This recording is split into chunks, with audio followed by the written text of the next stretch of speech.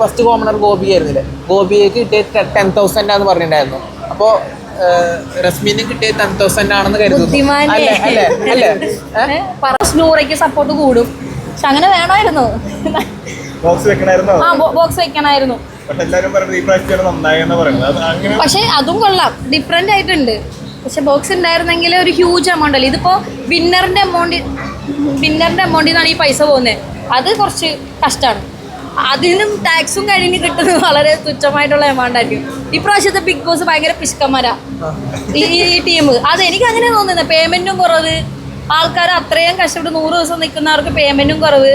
Win ചെയ്യുന്ന ആളുടെ എമൗണ്ടിൽ നിന്ന് മറ്റേ മണിയുടെ ആ വീക്കിന് അതും പോയി. ഭയങ്കര മോശമായി പോയി. നേരത്തെ ചോദിച്ചിട്ട് കിട്ടിയില്ല, അതുകൊണ്ട് വീണ്ടും ചോദിക്കണം. നൂറയുടെ വിഷയനെ കുറിച്ചാണ് പറയണത്. ഭയങ്കര അൺഫെയർ ആയിരുന്നു, ഭയങ്കര അൺഫെയർ ആണ്. കാരണം അത്രയും ഡിസേർവിംഗ് ആയിട്ടുള്ള ഒരാള് ടിക്കറ്റ് ഫിനാലെ കിട്ടിയിട്ട് ഔട്ടായി പോവാന്ന് പറഞ്ഞു കഴിഞ്ഞാൽ എനിക്ക് അക്സെപ്റ്റ് ചെയ്യാൻ പറ്റുന്നില്ല. ഭയങ്കര സങ്കടം. അല്ല, നോർമലി എന്താണ് ടിക്കറ്റ് ഫിനാലെ വിൻ ചെയ്യുന്ന ഒരാള് ടോപ്പ് 5 ഉറപ്പാ. അതെ, എല്ലാ സീസണിലും ടിക്കറ്റ് ഫിനാലെ കിട്ടുന്ന ആള് ടോപ്പ് 5 ഇപ്രാവശ്യം ലാലേട്ടൻ വന്നിട്ട് പറയാ ഫിനാലയിലേക്കാണ് കിട്ടിയിരിക്കണേന്ന്. പിന്നെ എന്തിനാ കൊച്ചു അത്രയും കഷ്ടപ്പെട്ട് അവിടെ ചെയ്ത്? അല്ല, അപ്പൊ ഇത് ബിഗ് ബോസിന്റെ ഒരു ഗെയിം പ്ലാൻ ആണോ?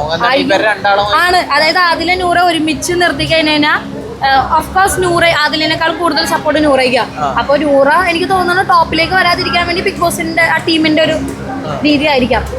അല്ല, ഞാൻ നേരത്തെ അവിടുന്ന് ചോദ്യത്തിന്റെ ബാക്കിയാണ് ചോദിക്കുന്നത്. അതായത് അനുമോളില് സപ്പോസ് വിൻ ചെയ്താലും PR പേരിൽ ജയിച്ചെന്ന ജനങ്ങൾ അങ്ങനെ ഒരു പേര് സോഷ്യൽ മീഡിയയിൽ ഇടാൻ ചാൻസ് ഇല്ല എന്നാണ് ചോദിച്ചത്. ഞാനൊരു കാര്യം പറയട്ടെ, PR ചെയ്യുന്ന ആൾക്കാരില്ലേ, അവർക്കാണ് കൂടുതലും. അവരാണ് ഈ PR എന്ന് ഏത് നേരം ഇങ്ങനെ പറഞ്ഞുകൊണ്ടിരിക്കുന്നത്. സാധാരണ ജനങ്ങള്, ഞാൻ മനസ്സിലാക്കിയെടുത്തോളം, ഞാൻ ഞാനൊരു വീഡിയോ ഒക്കെ ചെയ്തിട്ടുണ്ടായിരുന്നു. അതിലുള്ള കമന്റ്സ് കാണുമ്പോൾ നമുക്കറിയാം സാധാരണ ജനങ്ങള് അനുമോളെ ഇഷ്ടപ്പെടുന്ന ഒരുപാട് പേരുണ്ട്, അനീഷിനെ ഇഷ്ടപ്പെടുന്ന ഒരുപാട് പേരുണ്ട്. മനസ്സിലായി? അപ്പൊ ആര് ജയിച്ചാലും അവരവിടെ പെർഫോം ചെയ്യുന്നുണ്ട്. PR ഉണ്ടായാൽ മാത്രം പോരാ, കണ്ടന്റ് കൊടുക്കണം. ഇപ്പോ ശരിയല്ല, PR ഉണ്ടായാൽ മാത്രം പോരാ, കണ്ടന്റും കൊടുക്കണം. അപ്പൊ കണ്ടന്റ് രണ്ടുപേരും കൊടുക്കുന്നുണ്ട്. അപ്പോ രണ്ടുപേരും ജയിച്ചാലും രണ്ടുപേരും ഡിസേർവിംഗ് ആണ്. ഇതിന് സ്റ്റേറ്റ്മെന്റ് കുറച്ച് പറയാൻ കാരണം തന്നെ ആദ്യം അവിടുന്ന് പറയുന്നുണ്ട് PR ജയിക്കോ അതോ ജനങ്ങൾ ജയിക്കോ എന്നുള്ളതാണ്. ജനങ്ങളുടെ വോട്ട് കൊണ്ട് ജയിക്കോ അതോ PR ജയിക്കോ എന്നുള്ള സ്റ്റേറ്റ്മെന്റ് പറയുന്നത്. അതിന്റെ അർത്ഥം എന്ന് പറഞ്ഞാൽ അനുമോള് PR എന്നുള്ള ലെവൽ മാത്രമാണ്. അത് ഞാൻ എക്സാമ്പിൾ പറയാം. ഒരിക്കലും ജിൻഡോനെ അനുമോളായിട്ട് കമ്പയർ ചെയ്യുന്നതല്ല, രണ്ടും രണ്ട് വേറെയാണ്. ജിൻഡോ വേറെ ഒരു എക്സ്ട്രീമാണ്. പക്ഷെ ജിൻഡോയുടെ പെർഫോമൻസ് വേണ്ട, ശരിയാവില്ല. അത് കട്ട് ചെയ്താലും ഒന്നുമില്ല. അതായത് അനുമോളുടെ അകപ്പാടെ വളരെ ഈ കുലസ്ത്രീ കളിക്കുന്ന കാര്യങ്ങളും അത് മാത്രമേ പ്രശ്നമായിട്ട് എനിക്ക് പേഴ്സണലി തോന്നിയിട്ടുള്ളൂ. ബാക്കിയെല്ലാം കൊണ്ട് അനുമോള് കണ്ടന്റ് അവിടെ കൊടുക്കുന്നുണ്ട്.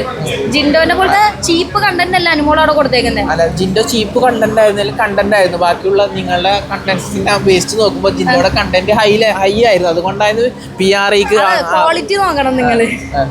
ക്വാളിറ്റി മാറ്റേഴ്സ് മാൻ. പക്ഷെ ക്വാളിറ്റി ആരും നോക്കുന്നില്ല, കണ്ടന്റ് മാത്രമാണ്. അതാണ് നമ്മുടെ സമൂഹം. ക്വാളിറ്റി ഉള്ളവരെ വേണ്ട. അതുകൊണ്ടാണ് ഒരുപാട് പേര് ഔട്ടായി പോയത്. നല്ല നല്ല ആൾക്കാർ ഔട്ടായി പോകുന്നത് അതുകൊണ്ടാണ്. നെഗറ്റീവ് സാധനങ്ങളാണ് ആൾക്കാർ പെട്ടെന്ന് കാണുന്നതും എടുത്തു നോക്കുന്നതും അതിനെക്കുറിച്ച് ചർച്ച ചെയ്യുന്നതും. എത്രയോ നല്ല നല്ല കാര്യങ്ങൾ ഈ ലോകത്ത് നടക്കുന്നുണ്ട്, എത്ര ചർച്ച വരുന്നുണ്ട്. ഇല്ല ഗൈസ്, ബൈ.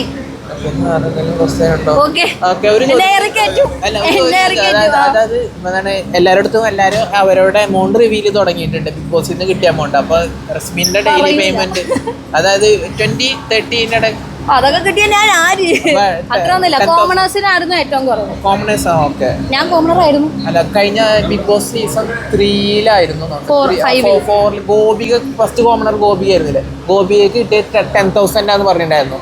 അപ്പോ റസ്മീന് കിട്ടിയ 10,000 ആണെന്ന് കരുതുന്നു. പറയൂലേ, 10,000 ഏകദേശം ആ റേഞ്ച്. അപ്പൊ 15 ഓക്കെ ഉറപ്പിച്ചു.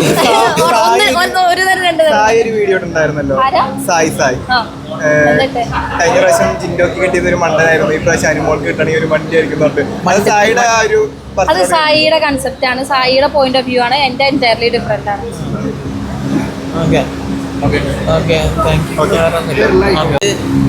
ബിഗ് ബോസ് സീസണിലെ നിങ്ങളുടെ സീസണിൽ ഫുഡ് കട്ടുന്നുണ്ടോ? ഓഫ്കോഴ്സ്. എന്താ കട്ടുന്നുള്ളത്? ഞങ്ങള് മുട്ടയായിരുന്നു. ഞങ്ങള് കിച്ചൺ ടീം ആവുമ്പോ ഞാന്, അപ്സര, ഗബ്രി, അർജുൻ, ഞങ്ങൾ 4 പേരാ തോന്നുന്നു കിച്ചൺ ടീം. ആ സമയം ഞങ്ങൾക്ക് ഡെയിലി എഗ്ഗൊക്കെ കിട്ടുമായിരുന്നു കേട്ടോ. അപ്പൊ ഞങ്ങൾ ചെയ്യുന്ന കിച്ചൺ ടീമാണ്. നമ്മളവിടെ കുക്കിംഗ് ഞങ്ങൾ നല്ല നീറ്റ് ആൻഡ് ക്ലീൻ, ലൈക്ക് പ്രശ്നങ്ങളൊന്നും ഇല്ലാണ്ട് കുക്കിങ്ങിന്റെ ഒക്കെ ആണെങ്കിലും ഭക്ഷണമൊക്കെ ആണെങ്കിലും എല്ലാവർക്കും ഈക്വലി എല്ലാം ഈക്വൽ ആയിട്ട് കൊടുക്കുന്ന ടീമായിരുന്നു ഈ ഞങ്ങളുടെ കഴിഞ്ഞ സീസൺ കേട്ടോ. അപ്പോൾ കുക്ക് ചെയ്യുന്ന സമയത്ത് ആളുടെ എണ്ണത്തിന് നമ്മൾ മുട്ട പുഴുങ്ങാൻ വേണ്ടി വെക്കും. പക്ഷെ നമ്മൾ എക്സ്ട്രാ 2 or 3 വെക്കും. എന്നിട്ട് അവർ കുക്കിംഗ് കഴിഞ്ഞ് ഓരോരുത്തർക്ക് കൊടുക്കുന്നതിന് മുന്നേ നമ്മൾ ബാക്കിൽ പോകുന്നു. രാത്രി 2 മണിക്ക് 3 മണിക്കൊക്കെ കട്ടുന്നുണ്ട്. ചപ്പാത്തി, ജാം, പിന്നെ എന്തൊക്കെയോ കിട്ടുമായിരുന്നല്ലോ, മറ്റേ യോഗട്ടിന്റെ പോലത്തെ എന്തോ സാധനം കിട്ടും. പിന്നെ ഈ അർജുൻ ഒരു സാധനം, ഞാൻ അർജുൻ, അപ്സര. ഞാൻ അധികം അങ്ങനെ ഉണ്ടായിരുന്നില്ല. എനിക്ക് ഭയങ്കര വിഷമം തോന്നും, കാരണം ബാക്കിയുള്ളവരുടെ ഫുഡും കൂടി അല്ലേ എന്നുള്ള ഒരു കുത്തല് വരുമായിരുന്നു. പക്ഷെ ഇവന്മാര് കൊണ്ടുവന്നിട്ട് കട്ടിലിന്റെ അവിടെ കൊണ്ടുവന്നിട്ട് വരും മറ്റേ ലീഫൊക്കെ, അയ്യോ എന്റെ പേരൊക്കെ മറന്നു, ആ ലീഫിന്റെ മറ്റേ ക്രീമൊക്കെ തേച്ചിട്ട് ഞങ്ങള് രാത്രി കഴിക്കുമായിരുന്നു. പിന്നല്ലേ അതേപോലെ തന്നെ മോർണിംഗിൽ 2 ചപ്പാത്തി ഒക്കെ കഴിച്ചിട്ട് സർവ് ചെയ്തിട്ടുണ്ട്. അങ്ങനെ കുറെ ആൾക്കാർ പറയുന്നുണ്ട് വെറും 2 ചപ്പാത്തി കൊണ്ടൊക്കെ സർവ് ചെയ്ത്. എന്തറിയോ, മോർണിംഗ് ടാസ്ക് ഉണ്ടാവുന്ന സമയത്ത് നമ്മൾ കുക്കിങ്ങിന് കയറുമ്പോഴായിരിക്കും ചിലപ്പോൾ മോർണിംഗ് ടാസ്കിന് വിളിക്കുന്നത്, അല്ലെങ്കിൽ കഴിച്ചുകൊണ്ടിരിക്കുമ്പോൾ മോർണിംഗ് ടാസ്കിന് വിളിക്കും. അപ്പൊ കഴിച്ചുകൊണ്ടിരിക്കുമ്പോൾ വേഗം നമ്മൾ 2 എണ്ണം കഴിച്ച് പോയി മോർണിംഗ് ടാസ്ക് ചെയ്ത് വരുമ്പോഴേക്ക് അവിടെ അടിയായിട്ടുണ്ടാവും. പിന്നെ നമുക്ക് കഴിക്കാനുള്ള മൂടൊന്നും ഉണ്ടാവില്ല. അങ്ങനെ കുറച്ച് പ്രശ്നങ്ങളുണ്ടാവും. പക്ഷെ ഫുഡ് ഉണ്ടാവാറുണ്ടായിരുന്നു. ആകെപ്പാടെ ഞങ്ങൾ നേരിട്ട് ഒരു പ്രശ്നം ഉപ്പില്ലാത്തതായിരുന്നു. ഒരാഴ്ച ഉപ്പുണ്ടായിരുന്നു. അനദർ ഫൺ ക്വസ്റ്റ്യൻ, അതായത് നിങ്ങളുടെ കൂട്ടത്തിലില്ല കൂർക്കം വലിച്ച് കൂടുതൽ കിടന്നുറങ്ങിയ എന്റെ ഇപ്പുറത്ത് ജിൻഡോ, ഇപ്പുറത്ത് രതീഷ് ചേട്ടൻ, 2 പേരും നല്ല കൂർക്കമലിയായിരുന്നു. ഫസ്റ്റ് വീക്ക് ഞാൻ നടുവിലായിരുന്നു. ഞാൻ ജാസ്മിൻ പുറത്തായിരുന്നു. ഞാൻ ജിൻഡോ ഇപ്പുറത്ത്, രതീഷ് ചേട്ടൻ ഇപ്പുറത്ത്, നടുക്ക് ഞാൻ. പക്ഷെ എന്താ ലൈക്ക് ഓരോരുത്തർക്കും ഓരോ രീതികളുണ്ടല്ലോ. നമുക്ക് അതിലൊന്നും അവരുടെ കാര്യങ്ങളാണ്, പേഴ്സണൽ കാര്യങ്ങളാണ്. നമ്മൾ പ്രശ്നമൊന്നും ഉണ്ടാക്കാനൊന്നും പോയിട്ടൊന്നുമില്ല. ഒരു സീരിയസ് ക്വസ്റ്റ്യൻ, അതായത് ഇപ്പൊ ആദില, നൂറ, അനുമോൾ ഫ്രണ്ട്ഷിപ്പ് ബിഗ് ബോസിൽ നിന്ന് ഇറങ്ങിയാൽ മുന്നോട്ട് പോകും തോന്നുന്നുണ്ടോ? മുന്നോട്ട് പോകണം, എന്റെ ആഗ്രഹം. പോകണമെന്നല്ല, പോകുന്നു തോന്നുന്നുണ്ടോ? പോയിന്റ് ഓഫ് വ്യൂ, കാരണം അങ്ങനത്തെ സീസണിൽ കണ്ടിട്ടില്ല. പോകും. കാര്യം എന്താ അറിയോ, ഈവൻ അനുമോളാണെങ്കിലും ആദിലെ, നൂറ എന്താ പറയാ, അങ്ങനെ നൂറയ്ക്ക് അങ്ങനെ വലിയ പ്രശ്നമില്ല. അനുമോൾക്കും ആദിലേക്കുമാണ് പ്രശ്നം വരുന്നത്. അപ്പോൾ ആദിലും അനുമോളാണെങ്കിലും കുറച്ച് നേരം മിണ്ടിയില്ലെങ്കിൽ കുറച്ച് കഴിയുമ്പോൾ അവര് സെറ്റ് ആവും. ഇപ്പൊ അതിന്റെ അകത്ത് പക്കാ മിസ്അണ്ടർസ്റ്റാൻഡിങ് ആണ്.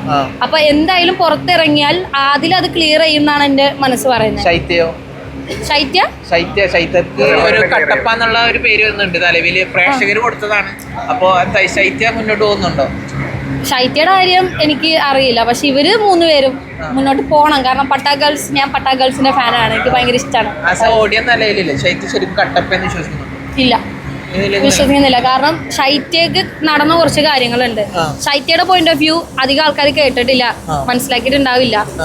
ഔട്ട് കൊടുക്കുന്നത് മാത്രമല്ലേ കണ്ടിട്ടുള്ളൂ. അതിന് മുന്നേ കുറെ കാര്യങ്ങൾ അതിൻ്റെ അകത്ത് നടക്കുന്നുണ്ട്. അത് ഇനിയും ലൈക്ക് ലൈവ് ത്രൂ ഔട്ട് കാണുന്നവർക്ക് ചിലപ്പോൾ കുറച്ച് ശൈത്യയുടെ ഭാഗത്തും മിസ്റ്റേക്ക് ഉണ്ട് കേട്ടോ. മിസ്റ്റേക്ക് ഇല്ലാന്നൊന്നുമല്ല, ശൈത്യയുടെ ഭാഗത്തും മിസ്റ്റേക്ക് ഉണ്ട്. പക്ഷെ അത്രയും പ്രശ്നം ഉണ്ടാക്കിയതുപോലെ എനിക്ക് തോന്നിയില്ല.